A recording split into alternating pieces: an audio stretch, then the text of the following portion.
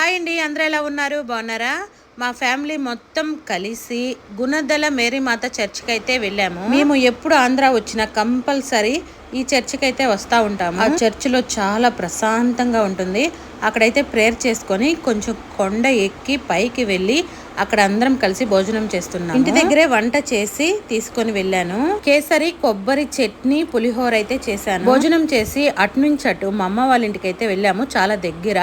ఈ కృష్ణానది అంటే నాకు చిన్ననాటి జ్ఞాపకాలన్నీ గుర్తొచ్చేస్తాయి. నేను చదువుకున్నది ఈ కృష్ణానది ఒడ్డున సీతానగరం అని ఉంటుంది. అక్కడ చదువు మా అమ్మ వాళ్ళ ఇంటికి అయితే వచ్చేసాము. నేను మా అమ్మ ఒకేలాగా ఉన్నాం కదా. హాయ్ చెప్పమంటే చెప్తుంది. ఈ అమ్మాయి మా పెద్దక్క వాళ్ళ అమ్మాయి, మా అన్నయ్య భార్య కూడా. వదిన అవుతుంది, కూతురు. ఇల్లంతా రౌండ్ ఆఫ్ చూపిస్తున్నాను. ఈ కొండ ఎక్కి ఆ పక్కకి దిగితే జగనన్న వాళ్ళ ఇల్లు, కొండ యువతల మా ఇల్లు. మా అన్నయ్య కూల్ డ్రింక్ అందరికి గ్లాస్ లో పోసిస్తున్నాడు. మా మేనల్లుడు మేనకోడలు స్కూల్కి వెళ్ళిందంట.